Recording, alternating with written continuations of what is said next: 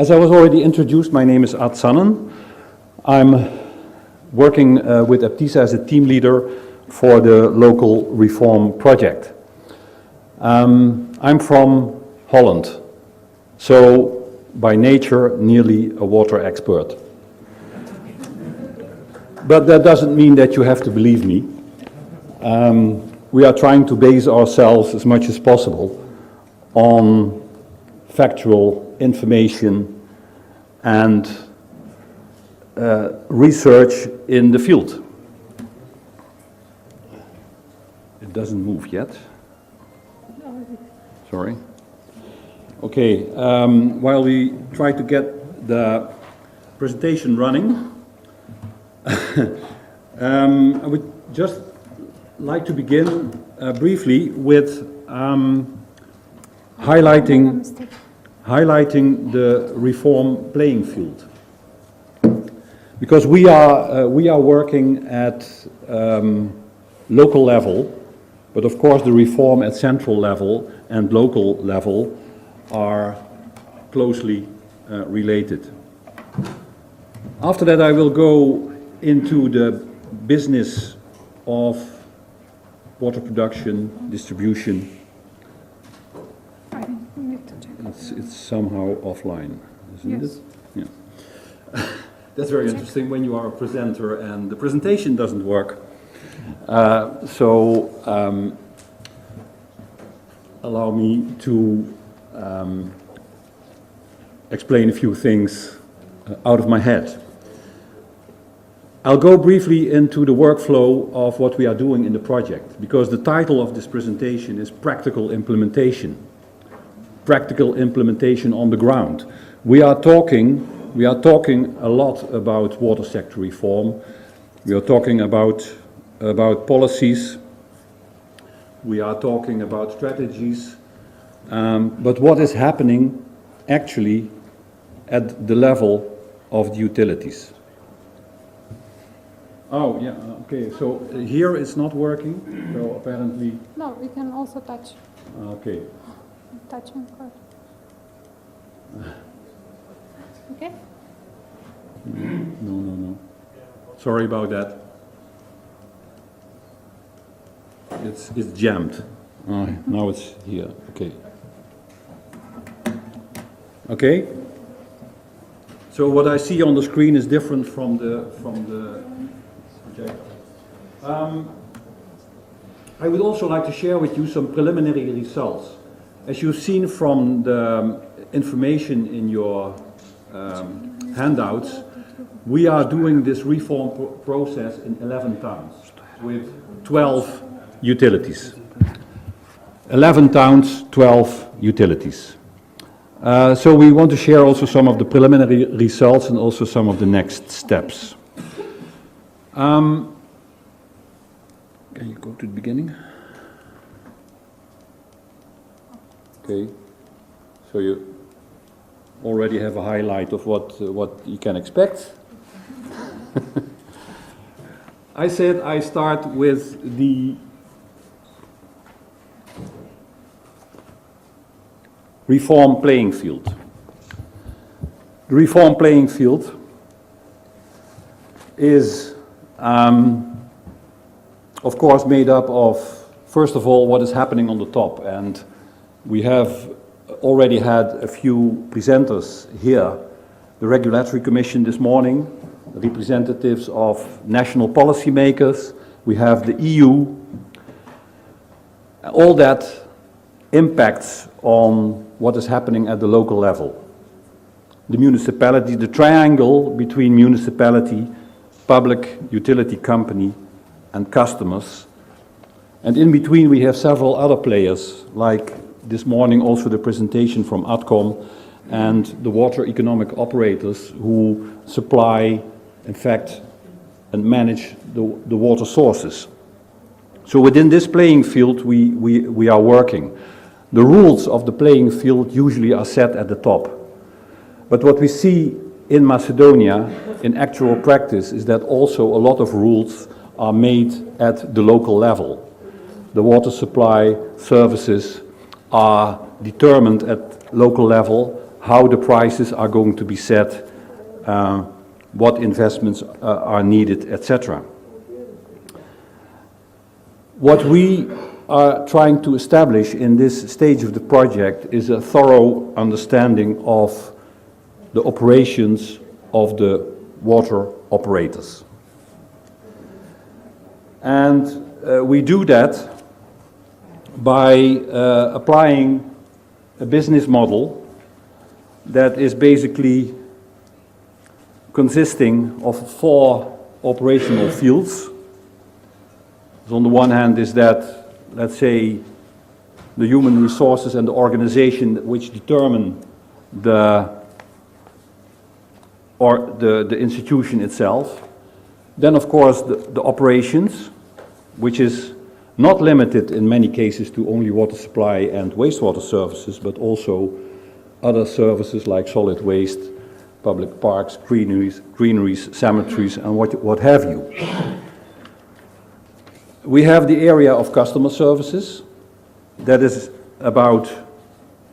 usually about the billing, the collection, the commercial process, and fourthly, the financial management. And all that is happening within the institutional framework that is established at local level and at national level.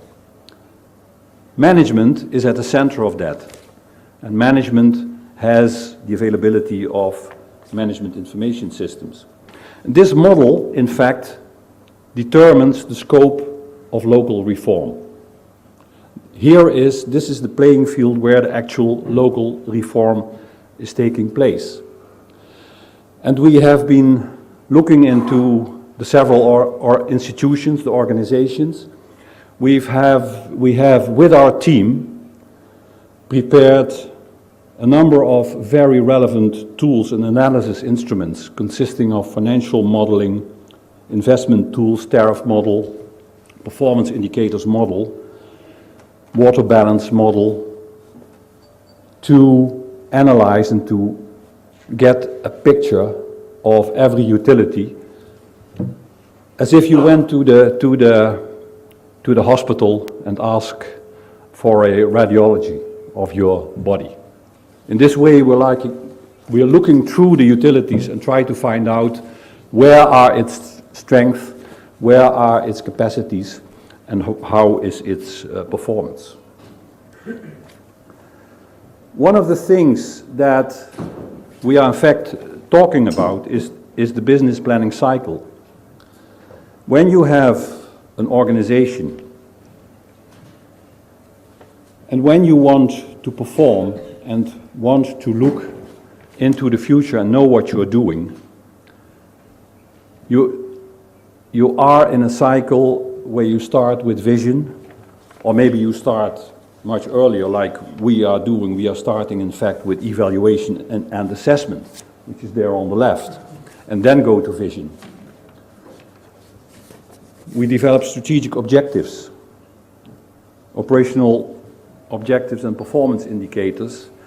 Then we go for action planning, implementation and measuring performance. That is the cycle that we wish and we advise to establish in every utility.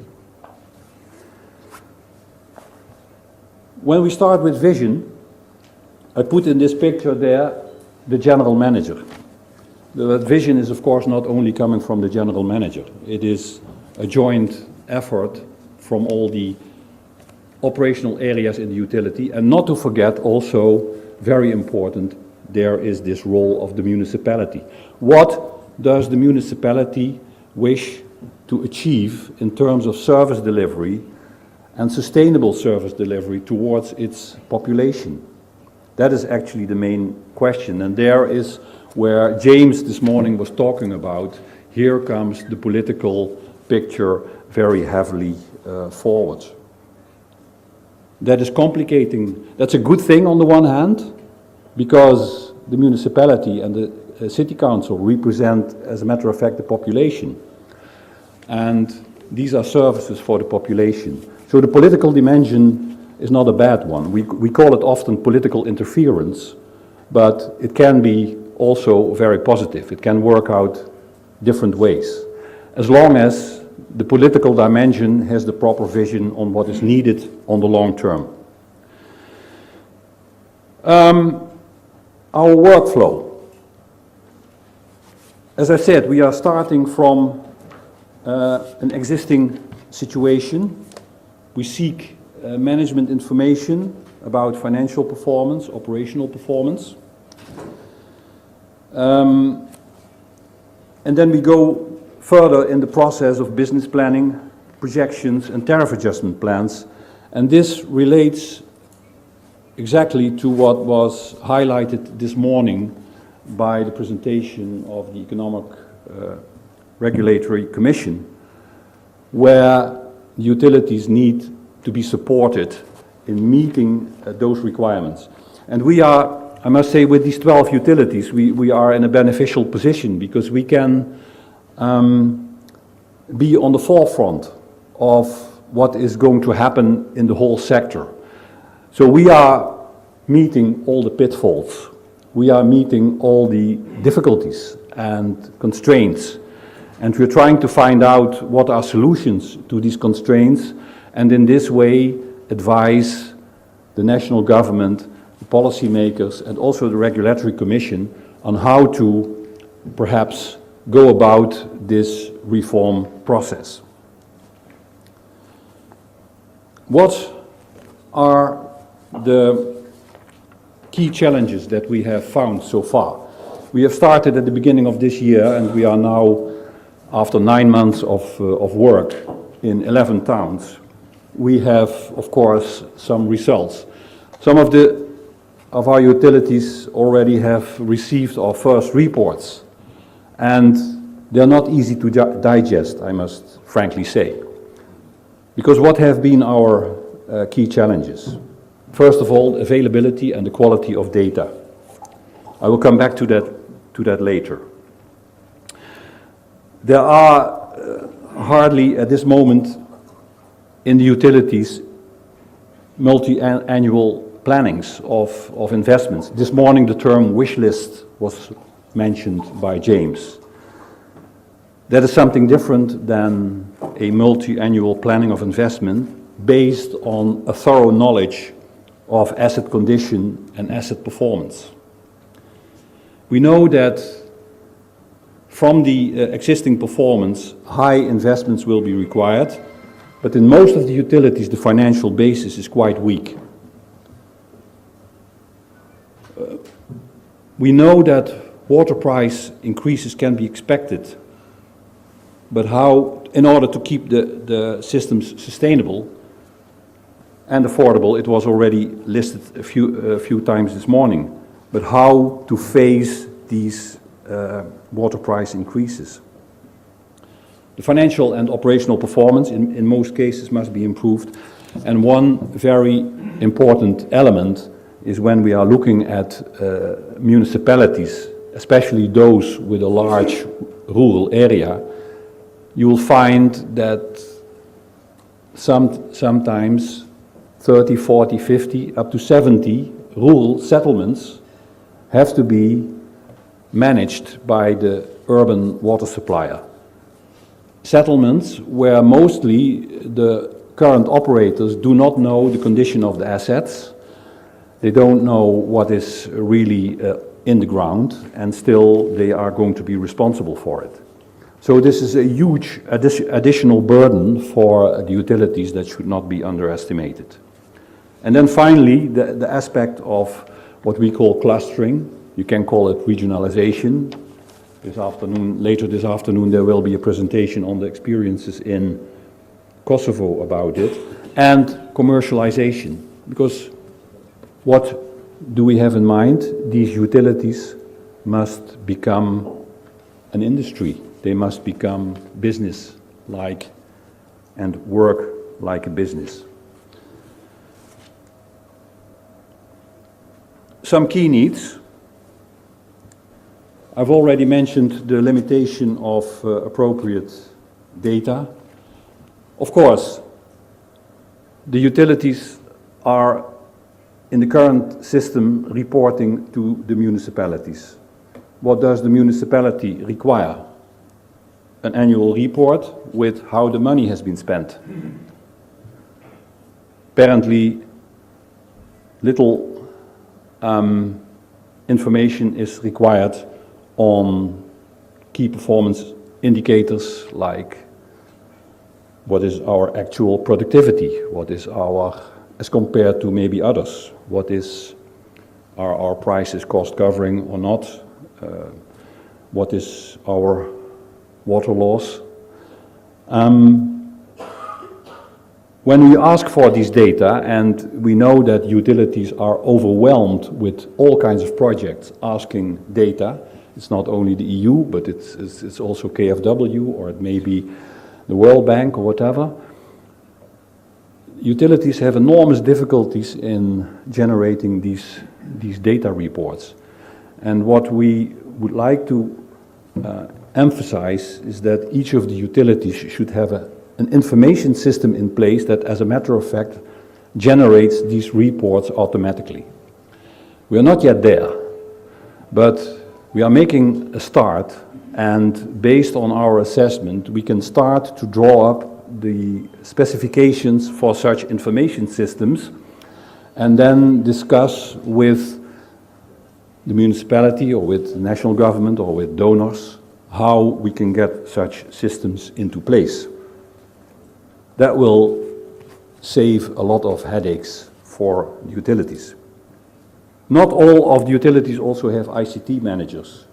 We find enormous gaps in the current information systems. A lot of work is still done manually. In the future, the regulator requires justified applications based on true data, also on performance. How are these data generated? When you do manual, when you record manually. We are using in our modern day life, all of us have a smartphone in our pocket. You have an app. There's a lot of technology behind every app, a lot of systems. Why can't we have that in the water sector? This is something that needs to be thoroughly followed up.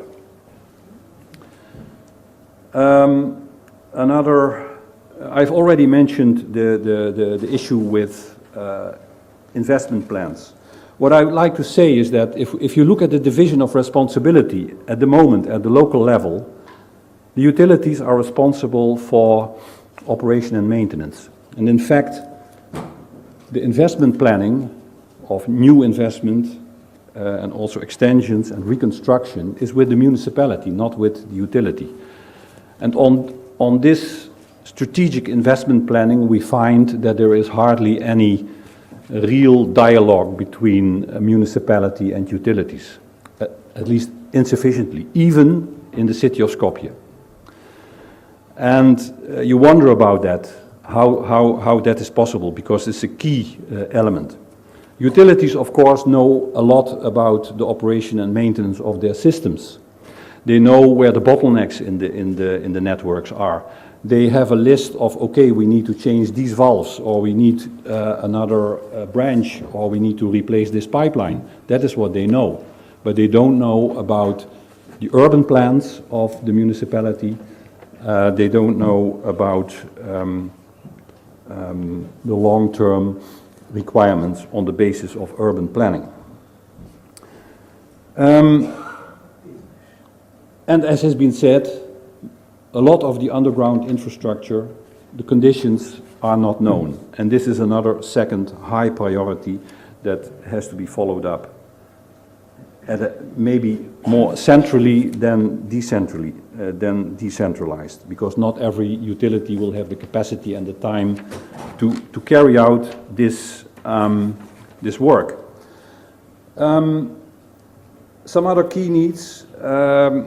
The relationship between the municipality and the utilities is often unclear. The relationships are unclear. We have hear many stories in the field that we don't know about who is responsible for what. We don't know about why are certain assets not transferred. We have to manage as a utility certain assets, but the information is not provided by the utility. The cost of asset replacement, as a matter of fact, is then also not not covered. We are dealing with quite relatively big utilities, but still there are small utilities. When you have towns of 10, 15, 20,000 people, you find that in fact those utilities do not have sufficient financial means to have proper expertise in all the required fields for engineering, for financial management, for IT. Sometimes specialized services are needed. They don't have it because they don't have the budget to hire those people, and therefore fall short in managing their systems. Also, due to the small size of the utilities, the costs are relatively higher. We all know the effect of economies of scale. Why, in most of the Western countries, has there been a process of integration and consolidation and regionalization to control costs? Because the systems require high level knowledge, high technology nowadays. And the customers do not appreciate unlimited increase of tariffs. And the only answer to that is increase of scale.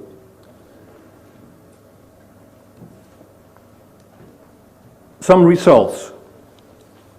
As I said, we are dealing with 11 towns, 11 utilities. This is a slide about water fees in the 11 utilities. We didn't put the names of the utility because that's not relevant, but you see a big difference there between 18 lowest and 46 the highest. You can question why is that? Is it because in some utilities the production and the distribution of water is so cheap? Is it the impact of political influence, ignorance? We do not care. We wait and see. We have got a reasonable picture of that, and in our tariff adjustment plans we are going to focus on that. Same story for collection efficiency. This is about which percentage of the bills that have been issued are collected by the utility. Here you see huge differences between 20% and 107. You may ask, how is it possible to have 107%? That's because that includes also bills from previous years. The differences are huge. How is that possible? Limited control, not interested, limited enforcement, nobody is asking for it to improve that performance. I think it's an unacceptable picture. Finally, we have been talking about non-revenue water this morning. The non-revenue water on average about 60%. Here you see the picture, the estimated picture in our 11 utilities. Why do I say estimated picture? Because most of the utilities do not measure how much water is going into their system. Or when they have put meters, they are not recording the flows and the quantities properly. The consumption is also sometimes not fully metered. How do they control their networks? Because many networks, but then it's a more technical story, I don't want to burden you with that, but the zoning of the networks, the control of the networks is in most of the utilities absolutely insufficient. To control the pressure, several utilities tend to open the valves at night to reduce too high pressures. That water is flowing away unaccounted for. A lot of water is delivered for free. We call it, in terms of the water balance, we call it unbilled authorized consumption. And combined with the commercial commercial losses, where not all the bills are issued and so on, you get this kind of picture. So it's not all a matter of physical losses.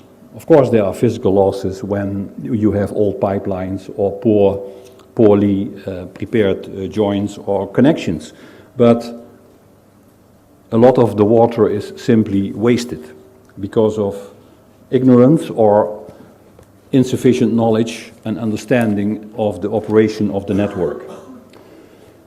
And in fact, this is not rocket science. This is knowledge which is on the street, in fact. It is basic network management that every utility could do when they are asked or urged to do so. So we are, in our assessment reports, being quite critical on this. And we are, of course, careful in our wording, but we don't want to hide or not to mention, what is really required. So we can expect tough discussions. What are our next steps? We are completing the assessment reports and start the discussions in the utilities. We hope not only with the utilities but also with the municipalities. We proceed to business planning, develop training programs and manuals for performance improvement activities. We are going to work on national performance monitoring and preparing a strategy and roadmap for clustering and regionalization. The action plans that we are preparing have a number of components. The action plan, for instance, for the public utilities, we divide it according to the 4 performance areas that I have shown already. It's quite a lot. I would like to highlight maybe in the commercial and financial management side that we have come across when we are making a detailed financial analysis, that the debt and receivables of many utilities are extremely high. In fact, it means that they are bankrupt. But a public utility cannot go bankrupt. You can question yourselves whether an investor, even if it's the EU, is willing to invest in new infrastructure in a company which is de facto bankrupt. We have to find a solution for that. In our recommendations, we will go into that and try to discuss these aspects at strategic level. We find in some cases that wastewater treatment plants are already functional, but the tariff is not charged. We find that in many utilities, it was already mentioned this morning, the overstaffing, that roughly 50% of the operational costs are in staff costs, personnel costs, which is, when compared internationally, absolutely on the high side. It's not only at the level of the utilities that actions need to be taken. Also, I list here some actions at municipal level and at national level. Because, in fact, it is one system.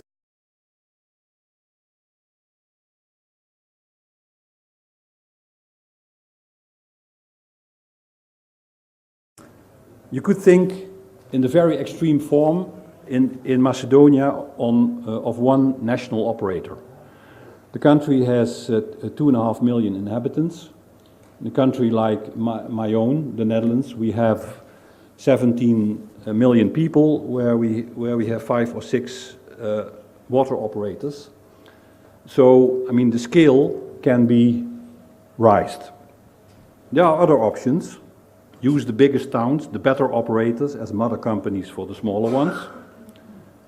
Consider Or as a third option, consider to have a regional operator in each water management area so that the water resources and the water operations are somehow aligned.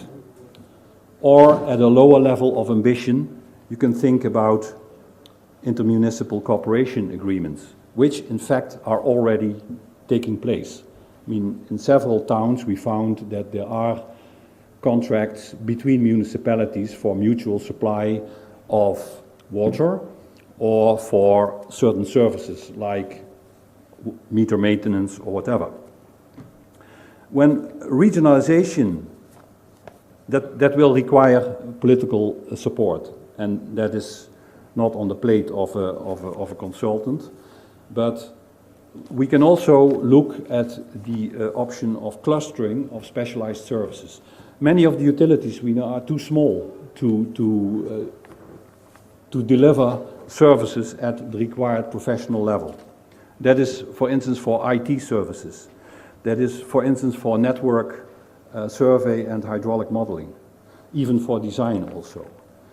Even also sometimes for procurement and certain maintenance services or laboratory work. You can organize joint outsourcing of services or joint provision of services through intermunicipal cooperation.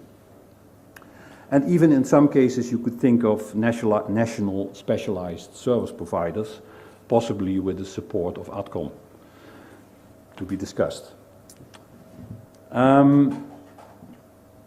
About that, the outcome of that study, we will inform you, and the dialogue, of course, will be started. I've already mentioned that we support the regulatory process. I've already mentioned then, especially in the tariff plan, the investment planning, the business planning. Those will be reviewed by the regulator, and we help utilities also to a certain extent in the implementation and preparing the performance reports. I'm nearly at the end of my presentation. One final word about national benchmarking, performance monitoring and benchmarking. We have, and that is also what the regulator requires, performance monitoring at utility level. And we are proposing to develop that into a national benchmarking system, which will serve also the national regulator. We do that in close cooperation with ADCOM. ADCOM, which is already operating a system for municipal service delivery. And we cooperate, and we would like to make use of the facilities of the World Bank, who are developing the so-called DCM Danubis platform, which is currently being prepared for rolling out in Macedonia, and where we would like to have our 12 utilities connected to, and further develop this system together with ADCOM.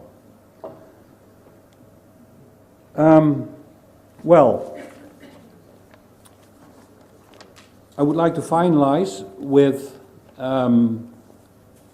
two pictures of the people that we are working with and the people who actually have to do it. And I think this is the most important asset that we have in the country. We are seeing tremendous work hard work of people in the utilities, with sometimes limited facilities, sometimes also poor support, and still struggling to deliver the water to the people in an appropriate way. And we can see from the Danubis